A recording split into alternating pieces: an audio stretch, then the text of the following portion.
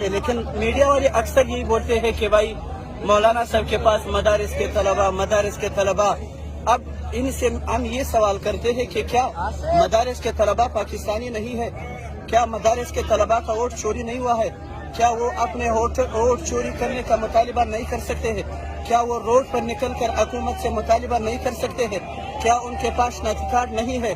جب یہ سب کچھ ہے تو پھر مدارس ہر جگہ مدارس کا رٹ کیوں لگایا گیا ہے؟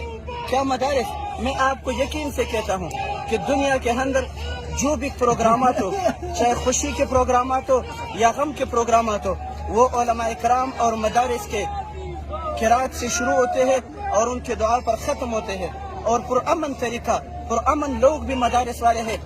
آزادی مارچ میں آپ کو دکھایا بھی گیا کہ پوری دنیا میں امن ہم نے دکھایا کہ مدارس والے پرامن لوگ ہیں، وہ کبھی بھی ملک کے اندر فساد برپا نہیں کریں گے، اور ہم حکومت سے مطالبہ بھی یہ کریں گے کہ جس طرح اسکول اور کالج والے اپنے ووٹ چوری کرنے کے لیے روڈوں پہ نکل سکتے ہیں، تو اسی طرح مدارس کے طلباء بھی پاکستانی ہیں، ان کے پاس بھی پاکستانی ناطق کارڈ ہے، تو لہٰذا اس طرح باتیں نہ کی جائے، کیونکہ جس طرح عام لوگ پاکستانی ہیں اسی طرح مدارس والے بھی پاکستانی ہیں۔ اور الحمدللہ میں یہ دعوے سے یہ بات کہتا ہوں کہ میں ان تمام سے اپنے آپ کو زیادہ تر پاکستانی ثابت کرا سکتا ہوں۔